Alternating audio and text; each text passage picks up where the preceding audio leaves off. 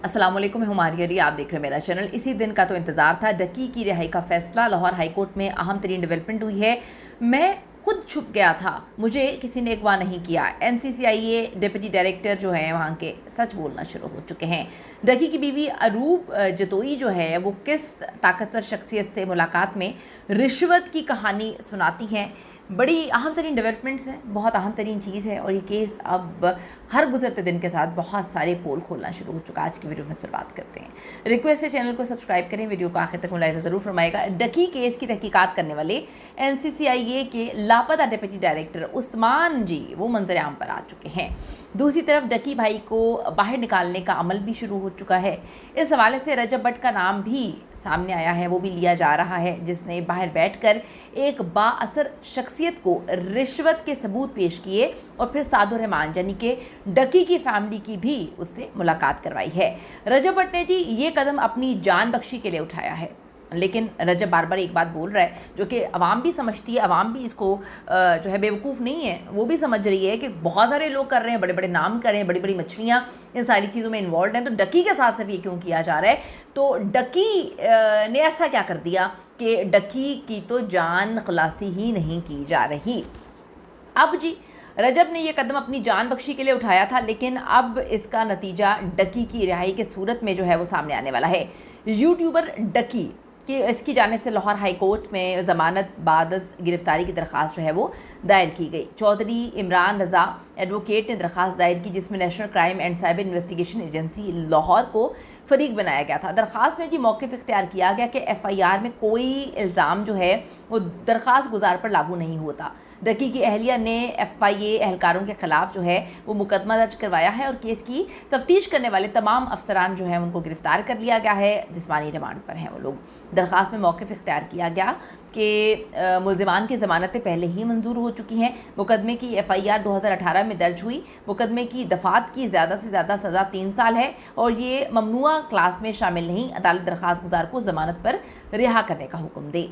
इसके साथ साथ जो डिप्टी डायरेक्टर उस्मान हैं उनको FIA लाहौर ने बाज़ाब्ता गिरफ़्तार किया है। मोहम्मद उस्मान को करप्शन और इख्तियारात के नाजायज़ इस्तेमाल की वजह से गिरफ़्तार किया गया है। ये डिप्टी डायरेक्टर उस्मान ने तहरीरी बयान में कहा कि साथियों के ख़िलाफ़ इंक्वायरी चल रही थी। इंक्वायरी की खौफ से मैं खुद जाकर छुप गया था, मुझे किसी ने अगवा नहीं किया और ना ही मैं किसी की हिरासत में था। वाज़ेह है कि जी NCCA के डिप्टी डायरेक्टर को 14 अक्टूबर को अपार्टमेंट की पार्किंग से बकौल जो है वो अगवा किया जाता है। NCCIA के ये अफसर एक खुफिया एजेंसी का नाम लेकर जो है धड़ल्ले से पैसे पकड़ रहे थे। जब ऊपर से प्रेशर आया तो एजेंसी से आवाज़ आई, हमारी बिल्ली हमी को ही मियाओ मियाओ। तो इस वक्त अजीब व गरीब किस्म का गेम चल रहा है, यानी कि डकी जो है उसको गिरफ़्तार किया जाता है। उसके बाद इतने सारे मामलात, इतनी सारी चीज़ें निकल के सामने आ रही हैं कि जी बंदा परेशान हो जाता है। तो जो हमारी बिल्ली हमी को मियाओ मियाओ है, मुकदमे में additional director Sarfaraz Chaudhry, deputy director Mohammad Usman, Jawar Ahmed, Ayaz Khan, assistant director Shoaib Riaz, Mujtaba Zafar, sub inspector Yasir Ramzan, Ali Raza, Salman ji, इन सबको नामजद कर दिया गया है। इल्ज़ाम आयद किया गया है कि शोएब रियाज ने 50 लाख रुपए डिप्टी डायरेक्टर जवार अहमद के एक दोस्त के पास रखवाए, जबकि 5 लाख रुपए मुबैना फ्रंटमैन यानी कि उस्मान और 5 लाख रुपए डकी के वकील चौधरी उस्मान ने रखे। ये सारे के सारे पैसों का झोल जो है वो किया गया डकी की फैमिली से पैसा लेके।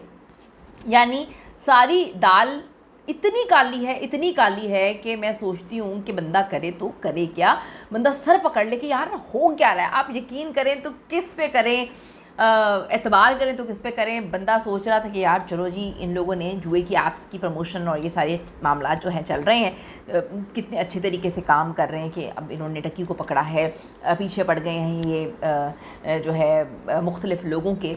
उसके बाद रजब भट्ट जो है उसको भी पाकिस्तान लाया जाएगा। बड़े इंटरव्यूज़ दे रहे थे बैठ के और ऐसी ऐसी गुफ्तगू कर रहे थे, ऐसी ऐसी ज़ुबान इस्तेमाल कर रहे थे जिसे लग रहा था कि मतलब बहुत ज़्यादा हो रहा है। इस तरह से आप इतनी फ़जूल ज़ुबान इस्तेमाल नहीं कर सकते। बहुत सारे सहाफ़ियों ने इस पर लिखा कि फ़जूल ज़ुबान इस्तेमाल हो रही है और इतने इंटरव्यूज़ कंडक्ट नहीं करने चाहिए, नहीं देने चाहिए, इतने पॉडकास्ट में नहीं बैठना चाहिए। बाद में पता चला कि जनाब जो खुद इतने पैसे लेकर बैठे हुए हैं रिश्वत ले रहे थे, ना सिर्फ रिश्वत ले रहे थे बल्कि बड़े आराम से तड़ियाँ मार रहे थे, धमकियाँ दे रहे थे। ये आवे कावा ही बिगड़ा हुआ है। सारी दाल काली थी, क्या तफ्तीश करने वाले, क्या इंसाफ जो है दिलवाने वाले। अब ज़ाहिर सी बात है कि जी ये खुफिया मालूमात डक्की की अहलिया अरूप जदोई को ख़ुद तो मालूम नहीं हो सकती, आप उनको देख कर अंदाज़ा लगा सकते हैं उनको किसी चीज़ से कभी गर्ज नहीं हुआ, वो तो चुप करके अपने घूमने फिरने शॉपिंग में ही लगी रहती हैं। अब इतनी खुफिया मालूमात डेफिनेटली किसी ने उनको दी है। यकीनन साद और रहमान डक्की की फ़ैमिली को एक बार फिर ये उम्मीद दिलाई गई है कि आप हमारे कहने पर FIR कटवाएं, FIR करवें, डक्की को बाहर निकालना अब हमारा काम है। और डक्की की ज़मानत डेफिनेटली अब लोगों के मुताबिक होनी भी चाहिए, क्योंकि डक्की ने जिस्मानी रिमांड पर बहुत सारी चीज़ें जो हैं वो हो गई हैं। इतने इल्ज़ाम लगा रही है जी डक्की की फ़ैमिली कि बंदा तसव्वुर भी नहीं कर सकता कि क्या मामलात हैं। भाई इतना कुछ हो गया है, तो हम जिनको समझ रहे थे कि ये इंसाफ कर रहे हैं, बाद में पता चला कि वो तो बैंक अकाउंट साफ़ कर रहे थे, वो तो दौलत साफ़ कर रहे थे, वो तो अपनी जेबें जो हैं भर रहे थे। अल्लाह ताला जी हम सबको अपने हिफ्ज़-ओ-मान में रखे। आवे का हवा बिगड़ा हुआ है, इतना बिगड़ा हुआ है कि खुदा की पनाह इंसान किसी पे यकीन नहीं कर सकता। इन लोगों ने ये साबित कर दिया। कीमती राय दीजिएगा इस हवाले से, आपको इस सारे केस से क्या समझ बूझ आती है, क्या सीखा आपने, क्या अकल आई आपको, ज़रूर बताइए। See you in the next video.